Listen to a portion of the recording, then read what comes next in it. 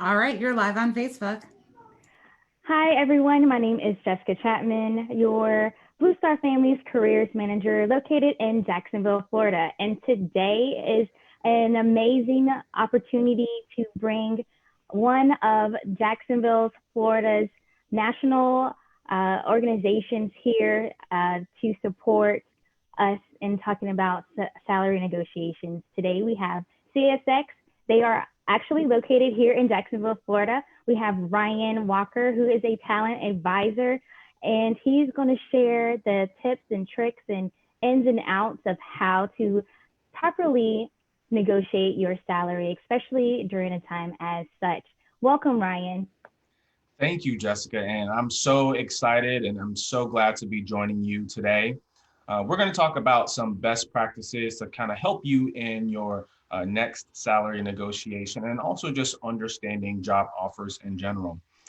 As mentioned, we at CSX, we work with many different organizations focused on supporting our nation's veterans, our nation's um, veteran spouses, as well as their families. And our Pride and Service program is just one way that we do that. It's our company-wide commitment aimed at supporting and showing gratitude to our nation's veterans and their families, as well as their spouses as well. That's a definitely big component for us. And so I'm so happy to be sharing this information with you today. I would like this webinar to be very interactive. So if you have questions, please feel free to ask throughout the presentation. Jessica, who's going to help me moderate and help answer those questions for you. Again, please go ahead and put those in the chat. So we're going to go ahead and move right into the presentation and get started. All right. So, I want to start by talking about the process of interviewing, being considered for a position. So, you apply for a job that you're interested in. You go through the normal steps of, being initially engaged by a hiring manager or maybe a recruiter. And, you go through, sometimes, two, even, two or more interviews, and you get to that final stage where, you talk about salary. And I know that this is kind of a contentious topic. It's something that, many individuals are uncomfortable with. But a couple of takeaways that I want you to leave today knowing is that one, there is power in being the candidate. There are a lot of advantages in being the candidate, and you have to know what your number is in terms of your salary number, and you have to be confident in speaking to that, right? So when you get to that final round interview, or maybe it's an initial round interview with a recruiter, and they ask the question, in your next position, what salary range or what salary amount would you like going forward? And I know that, that question can be a little concerning. And, sometimes, it could be a question that throws you off guard, especially in an interview. So how do you ask that question? Or how do you answer that question? Do I have anyone who would like to take a stab at how they would answer that question?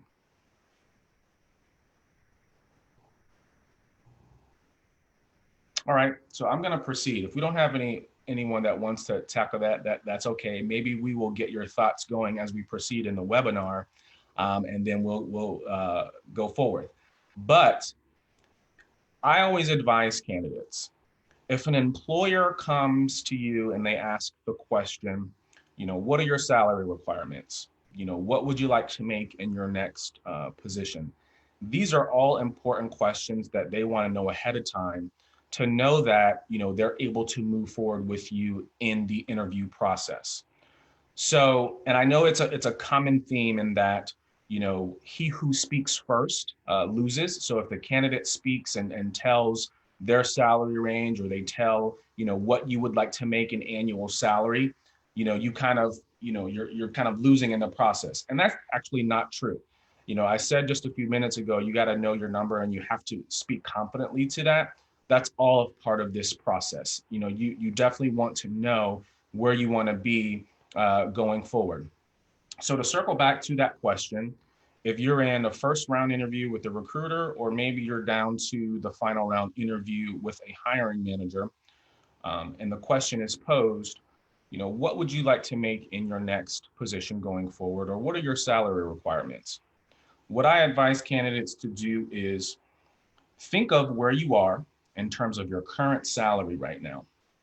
Whether that's $60,000, $70,000, again, wherever you are currently, you want to build in an increase amount in where you would like to be once you accept a new position. So to use that example, let's say your current salary is 70,000 and you want to see anywhere, I would say anywhere between a 5 to 10% increase.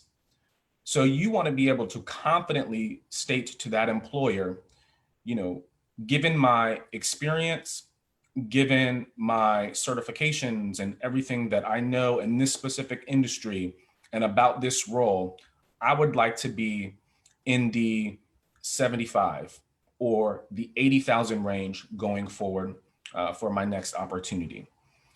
As part of this, you also want to think about the location where you are, because a position in Jacksonville, Florida, that market is going to be very different than the market if you live in Washington, D.C.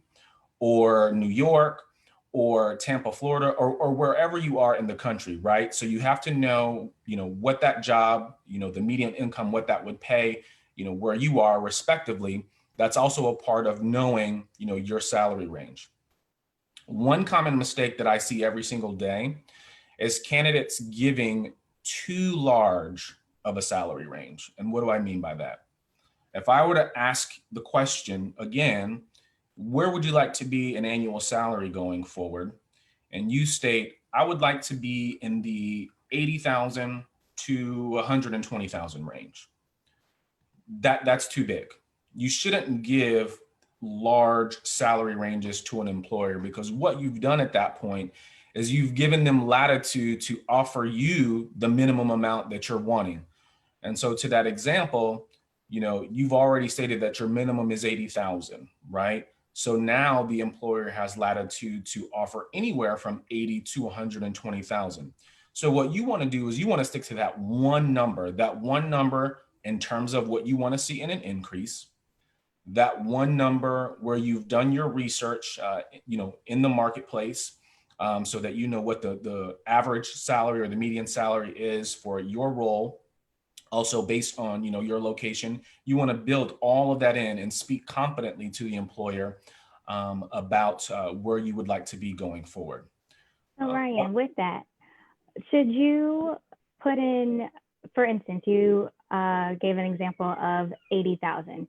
Should you kind of have a range of maybe 5 to 10 increments, so that your magic number could be 90, but you gave such a big range? So should you start off saying at 90, or should you start off with your exception range of 85, and then you have 90,000, and then you'll go up to maybe 100? What are your thoughts there? So that is a very great question. And one thing I always say is, if you are not yet confident in giving that one number, you want to stick to a range within $5,000. I wouldn't even recommend doing 10. 10 is too much, because if you know that you want 90,000, for example, in Jessica's example, you want to speak to that specific number. If you know that you can afford to take 85, and 85 is still an increase from where you are, and you would be happy to that, then you can confidently state, in my next position, I would like to be in the 85 to 90,000 range, right? Okay. So again, making it very tight, right? So 5,000 in range is perfectly fine. I would stay away from giving a $10,000 range. But again, just wanted to reiterate, you definitely want to find out what that one number is, because that does so much for you. if you do your research and what what the market data is for your position or the industry that you're trying to move into, also based on location, and also building in an increase from where you are currently. Once you state that number to the employer, you've kind of level set with them, a couple of things.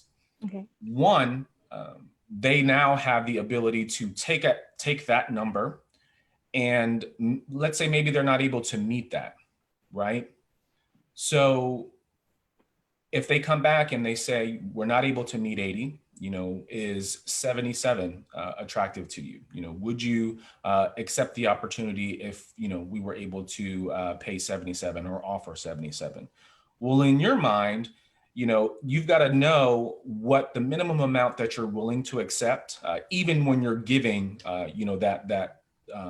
that top number or that increased number to that employer, because they may not be able to accommodate that salary.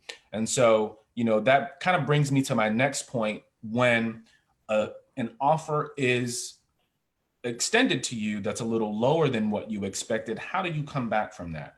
How do you come back and negotiate when an offer is extended to you and it's a little lower than what you expected? So the very first thing that I always advise candidates doing is be very thankful. While you are in the process of interviewing and meeting the team, and every interaction that you have with them, you first want to thank them for the opportunity. You want to thank them for the interview. You want to thank them for taking time out of their day to spend with you and give you a tour of the facility, or whatever experience you've had with the employer. You want to thank them for those. And so likewise, once that offer has been extended to you, even if it's lower than what you expected, the very first thing that you want to do is state, John, Jim, Jane, thank you so much for this opportunity. I have enjoyed meeting you and your team. It was so great to learn all about your team, how you're motivating your team, and I enjoyed learning about this position. I truly feel that it would be a benefit and helping me further my career, and I'm so excited about the opportunity. The offer is a little lower than what I was expecting. Is there any room to increase the salary from where we are? When you frame it like that and you ask that question, you want to pause. Anytime in a negotiation, when you ask a question, the power has now shifted in your favor, because think about it. The offer has been extended to you. That essentially means that the employer wants you. They want you Right. On board. They potentially see you in that seat. They see you in that office doing that role. So the power has kind of shifted to you. So be confident in knowing that. I mentioned a few minutes ago, there's a lot of power in being the candidate. You have to know that. You have to own that. And so when you frame it that way, and stating the salary was a little lower than I expected, is there any opportunity to increase? Again, you want to pause. In that moment, you will just have to allow the employer to come back and extend their best offer at that point. So let's go back to a couple of our examples. Let's say you originally told the employer that you wanted to be at 85,000 annually, and they came back at 80. So when you already posed the question, is there any opportunity to increase? Most employers will come back and ask, well, what salary amount or what range did you have in mind? And Ryan, I wanted to ask this because I have a couple of questions that came in through Facebook. Sure. And one is, how do you know what you're worth, what your skills are worth? Because you are giving a great example that you are interested in having 85, but the organization came back and said that you're 80. So how would someone go and get that knowledge of how your skills with a monetary value? That's a great question. So, the answer to this question is going to be different for everyone because, Jessica may have, different skill sets from me and different salary requirements, from me. And if we were both, interviewing with the same company, we may, have different salary requirements. So what I would say to answer that question is, you've really got to do your research, especially as you're going through the process of interviewing for various positions. There are many websites that you can go to kind of, find out more about not only, a specific position, but also about, industry. So whether you want to be an engineer or an accountant, again, whatever your career goals are, you can check salary.com to verify this. You can verify LinkedIn. When positions are posted, you can verify through, I think we talked about Indeed, Jessica, there are opportunities to do that. And then also Glassdoor lists that information across, various industries and positions. So there are many different ways to do some additional research as you're going through the process of applying for different positions and interviewing. And so you kind of want to do that legwork ahead of time to not only know, what the median salaries are for a specific position, but, as I mentioned previously, you want to know how that will change, in different markets, whether you're interviewing here in Jacksonville or wherever you are across the country. And then to follow up with that, is it okay to bargain with other benefits like healthcare or retirement? Yes. You can definitely negotiate and ask for other incentives. So I kind of want to, go back to my first example that we were talking about. Again, you've already told the employer that you wanted to be at 85 and they offered 80. Let's just kind of, in our mind, assess and think that you're 80 is okay in your mind. You can afford to take it. You can still afford to sustain yourself and live your life and pay for all of your obligations and still be okay comfortably in that job. But you still feel like there's opportunity to negotiate for other items. To your point, what can you negotiate? Well, the very first thing I tell candidates is you can also ask if there's opportunity for sign-on bonuses, regular bonuses. That's something that people and candidates sometimes don't think of, but when you think about an annual salary, sometimes that budget is kind of driven by that manager's specific budget for that year. But a sign-on bonus, sometimes other incentive bonuses are kind of an offset even outside of those budgets, and so that one-time payment won't necessarily affect the bottom line as much. So you can also ask for, are there any opportunities for this position for sign-on bonuses? Is this position bonus eligible? These are all questions that you can ask while you're in the negotiation process and when you're in the offer stage or in the offer process. You can also ask for additional vacation. Let's say, the standard vacation package for the company that you're interviewing for is 2 weeks. And, to our example, maybe they weren't able to accommodate your salary request. You can then, confidently go back to the employer and ask, so, the vacation package that has been offered to me is 2 weeks. I wanted to inquire I wanted to ask if there is opportunity to increase the salary or increase the vacation, excuse me. Is there, opportunity to increase it to 3 weeks or 4 weeks, wherever, whatever amount that was offered to you, there is, flexibility in most cases to ask for that. And go ahead. Oh, I was just going to ask too, especially now where there's individuals that may be interested in relocating, is asking about relocating an option in the negotiation process? Absolutely. That's a great point. Is relocation offered for this position? Would that be a benefit that I would be privy to if I accepted this opportunity? That is a great point. If you are looking to relocate, for a new job or a new opportunity, you absolutely want to know that and get that information up front. I have another question. Is money, the dollar number, the only thing to consider when doing salary negotiations? And I know Yeah. this is kind of alluding to what we were discussing earlier about the other, like providing additional vacation, relocation. But what other things could you negotiate based upon the example of the organization is stating that you are they're willing to provide 80,000. What else could you ask for? Yeah, so I mean, it really depends on the company. But one thing I'll say is, if you don't ask, you'll never know. So it never hurts to ask, and always keep this in mind. I've said it before, but I'll say it again and again. Once an offer has been extended to you, you know that they in fact want you on board, right? So the power has shifted to you. So in that, offer stage or salary negotiation stage, if you don't ask for what it is that you're wanting in your next opportunity, you won't get it.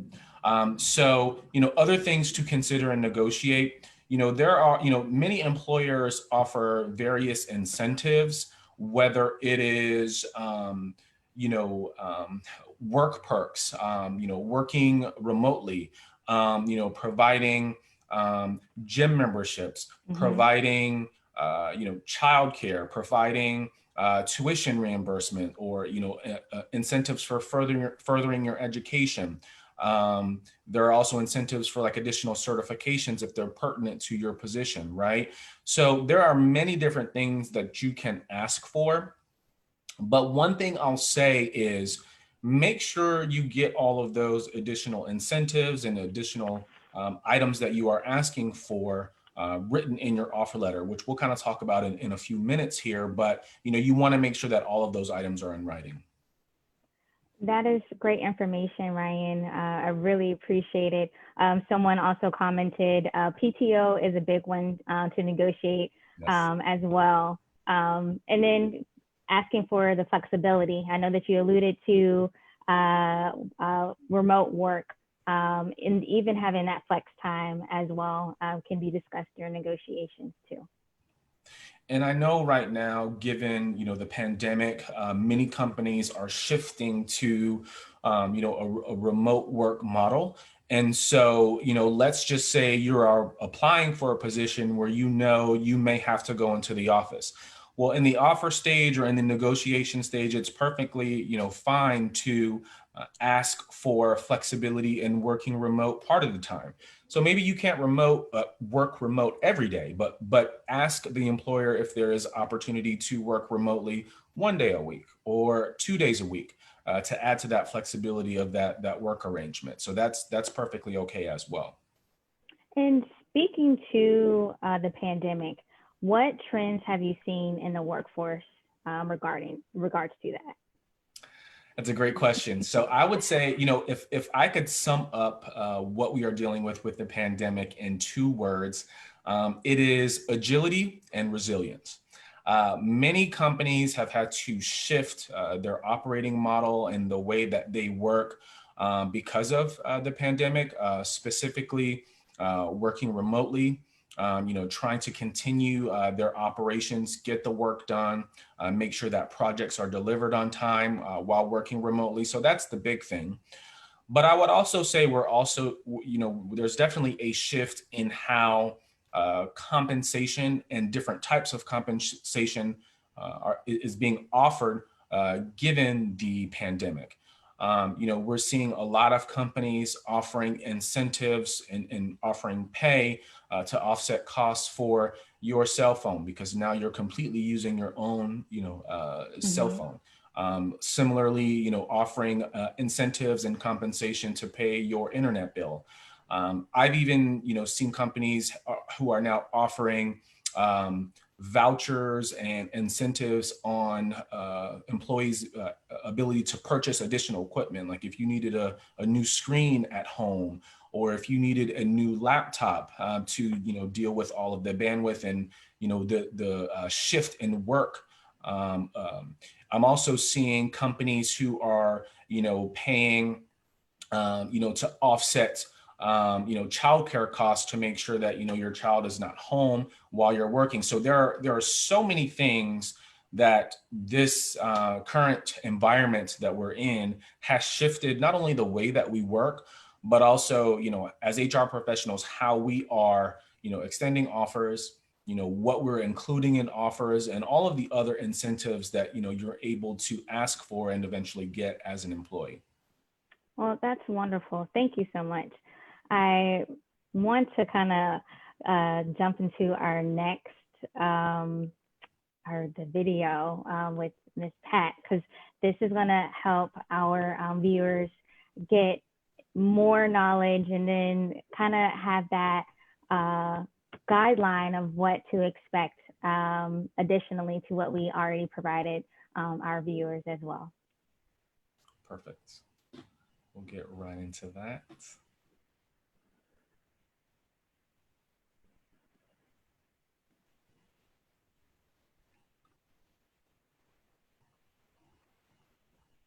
So I just want to, let you guys know much of what Pat Goodwin shares in this video kind of reiterates some of the things that I've shared with you.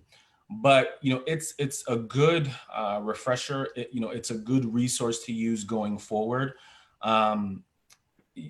If you ever wanted to pull this video up going forward, it's really easy to find. I found it on YouTube. So if you go to YouTube and then you type in negotiating salary, Pat Goodwin, she's got a couple of useful videos there. This one I actually kind of gravitate to the most, just because of, all of the information that she shares. And it's just, really a 2.5, 3 minute video. And so again, it's just a great resource. And so as you are thinking about, whether you're applying for jobs right now, or maybe you're in a final round interview and you're kind of wanting to know, how do I kind of frame my verbiage, and how do I frame, asking for the salary that I want? How do I just kind of frame that in my mind? This is just a good resource to do that. So I just want to make sure that you guys are able to view this.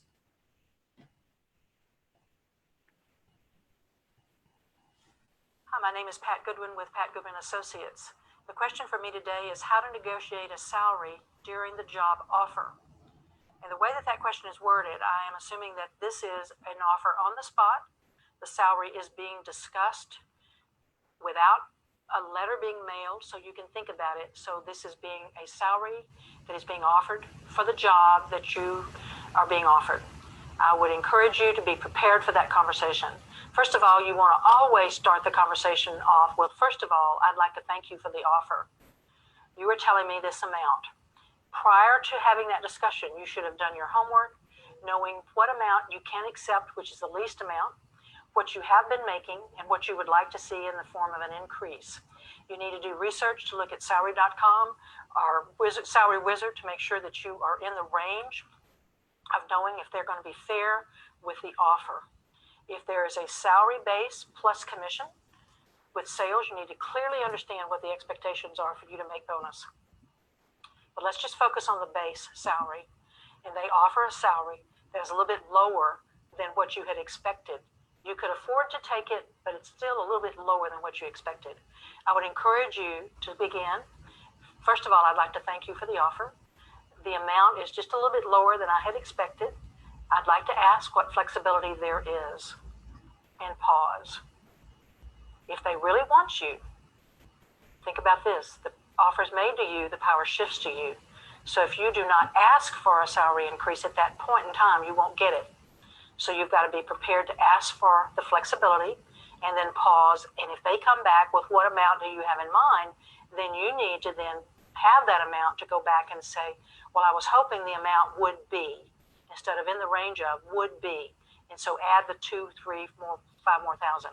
He may not be able to go as high as you're asking for, but if you ask for too little, then he's not going to go up. So you might want to ask for a little bit more, so then he can say, I can't do 4,000, but I could do 2, and 2 is really what you wanted.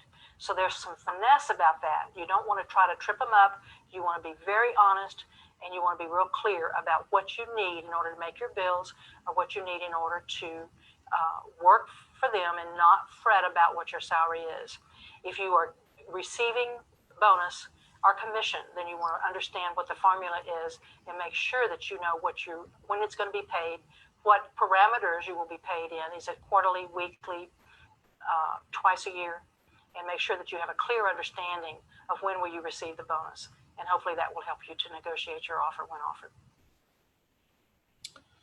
So that's kind of why I like that video, guys. Again, it's super short, but short but sweet. It kind of again reiterates some of the things that I've shared with you. But again, if you want to find that video in the future, again, just on YouTube, type in negotiating salaries, Pat Goodwin, and you'll see the content that she has there.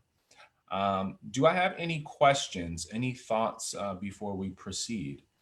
So I just got a question. And when you are renegotiation, or how soon can you, after you start the job, can you renegotiate, or how soon can you after you start your job? And then it asks after, can you do that during the pandemic? So let me kind of first take the first part of that question. So I'll say this: when you accept an offer and then you start a new job, it is very hard to then go back and try and negotiate. It's almost something that is, I don't want to say that it's impossible, but it's very hard to do. So what I'll say is this: going back to our previous example of 85,000, that's the number that you were wanting to be. The employer came back and they stated they were able to accommodate 80. There wasn't really a lot of flexibility or wiggle room in increasing it more. And let's say you were able to get some of those other incentives that we talked about. Again, vacation, maybe there was a small sign-on bonus. Maybe they are being flexible and able to accommodate a partial remote work schedule. Maybe they, threw in, a couple of other incentives, but again, your base salary is 80,000. One thing that I would advise in a situation where you ask for a salary amount, the employer comes back and it's a little lower than expected, and they're pretty firm in that number that they gave you, and they let you know that there isn't really an opportunity to increase given their budget constraints. One thing I always advise candidates to do is, at that moment in the salary negotiation, ask for consideration of increasing that salary at some point in the future. So what you can do is state at that moment when you're in the offer stage, can we revisit my salary 6 months, a year from now, given the goals that are outlined, given the objectives that are outlined for my role and what I'm going to be doing going forward. And based on me meeting those goals and objectives, can we look at and revisit increasing my salary while I'm already in the position 6 months or 1 year from now? And I'll tell you, many employers are, acceptable to that conversation and open to that conversation, but you've got to be confident in asking that at the offer stage or in the negotiation stage. And how do you stay on top of that? How do you keep up with that while you're actually working, now that you've accepted the job? One thing I would advise doing is, you want to make sure that you schedule frequent meetings with your manager or with your leader. I would say at a minimum, a couple times a month or so biweekly. You want to get time on their calendar to provide them with updates on where you are with your work, where you are with your projects, where you are in relation to meeting those goals and objectives that you set out and that you planned for in the beginning once you accepted that offer. You want to give them progress reports, every single month, and you want to stay on top of it so that once you get to that 6-month mark, it's not a surprise in what you're doing, right? You want your boss and your manager to know that, hey, Jane Doe, John Doe has been on top of it. They've really been a rock star. They've been shining. They met this goal, they met, whatever it is. You want to make sure that they know that you're on top of it, so that once you get to that 6-month mark or that year mark, that you're going to be able to see that increase that you talked about. And I would also recommend, when you're in that offer stage or you're at that negotiation stage, it's perfectly okay to get that in writing as well. They may not be able to provide that as part of your offer letter, but they may be able to provide another supplemental document that says, hey, we're going to really monitor your progress.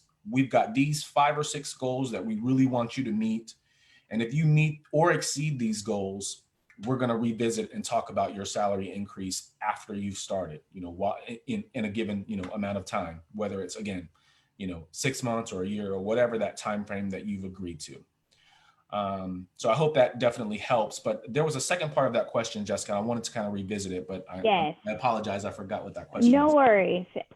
This question was also in regards to during the pandemic. Should someone ask for that during these times, excuse me? I mean, absolutely. I mean, what I would say is there's no better time. And to Pat Goodwin's point on that video, if you don't ask, you won't receive it. If you don't ask at the offer stage or in that time period where you're negotiating the salary, you won't get it. You don't want to wait until you start the job and you start, going to work every day, whether you're going in person or you're logging in from your home office or wherever you are. You don't want to wait until you are, already in the role, because again, it's very hard to do, once you are in that position. So yes, I think, this time, given our current environment, is the perfect time to negotiate and ask for those other items, just because, it's a very unique time. Employers have shifted, what they are offering to employees. So it is a great opportunity to really, negotiate, for your future. That's great advice, Ryan. I really appreciate that. One question I do want to ask, should someone inflate their current earnings in order to get a higher job offer? So that's an interesting question. One thing that I advise candidates every single day is, you really want to stay away from sharing your current salary with a new potential employer. And why do I say that? That's because, your current salary in a totally different company from the one that you're interviewing with has no bearing on the salary of that, new potential employer. It's a different salary plan. It's a different job description and job duties. You may be taking on more in that new role. So again, your current salary doesn't have any bearing based on that new position. But similar to what I mentioned, as well as what Pat Goodwin mentioned, you always want to, in the back of your mind, think about where you are currently, where your current salary is. You want to build in an increase of where you would like to be. And that's going to be different for everyone, whether it's 5% or 10%. Again, wherever you would like to be in form of an increase, you want to build that in your mind as you're going through any interview process. And so you don't want to inflate, you don't want to try and, kind of go for the maximum of a position, because you still want to allow growth for you to move within that position. But I always recommend, you want to make sure that you build in an increase from where you are. And to get even more specific about, if an employer does ask about your current salary, that is something that employers should stay away from. I do know that there are employers who ask that question, but when you're engaging with hiring managers or, HR representatives or even recruiters, one thing I want to advise everyone is that, you want to share that next salary amount that you want to be going forward, right? So not giving them, where you are currently, because it doesn't have any bearing on this new position. So if the question is, posed, where would you like to be in annual salary going forward? Or what are your salary requirements? You always want to bring that question back to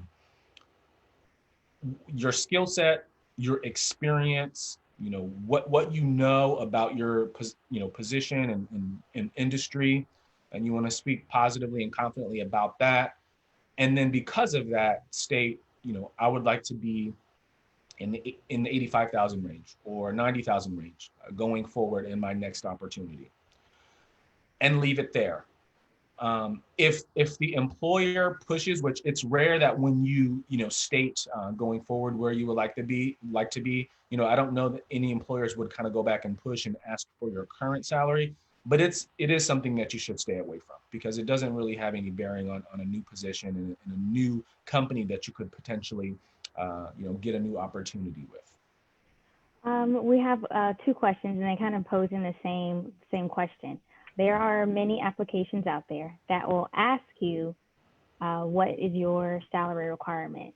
And sometimes they'll even ask further to give that dollar amount. What should someone do, or how should that be handled in regards to that? Should they try to put zero? But I do know that some applications won't even allow you to put zero. Like, it definitely forces you to answer that question. What should someone do in that instance? That's a great question. It's a very common question as well.